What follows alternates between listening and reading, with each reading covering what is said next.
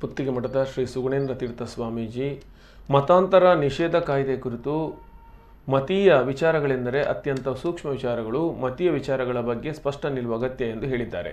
ಧಾರ್ಮಿಕ ಸ್ವಾತಂತ್ರ್ಯ ಹಕ್ಕು ಸಂರಕ್ಷಣಾ ವಿಧೇಯಕ ಸ್ವಾಗತಾರ್ಹ. ಇದು ರಾಜ್ಯ ಸರ್ಕಾರ ಕೈಗೊಂಡಿರುವ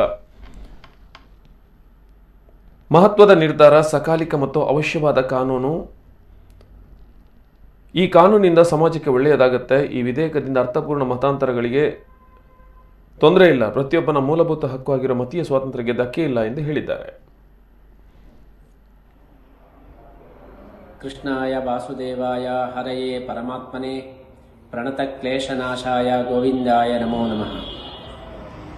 ಮತೀಯ ವಿಚಾರಗಳು ಅತ್ಯಂತ ಸೂಕ್ಷ್ಮ ವಿಚಾರಗಳು, ಸಂವೇದನಾಶೀಲವಾದಂತಹ ವಿಚಾರಗಳು.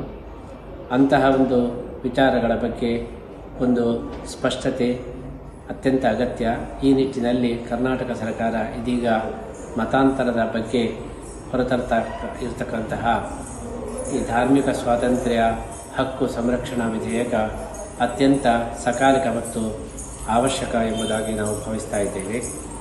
ಇಂತಹ ಒಂದು ವಿಚಾರದಿಂದ ಸಮಾಜಕ್ಕೆ ಇನ್ನಷ್ಟು ಒಳ್ಳೆಯದಾಗ್ತದೆ ಅಂತ ಹೇಳಿ ನಾವು ಭಾವಿಸ್ತಾ ಇದ್ದೇವೆ.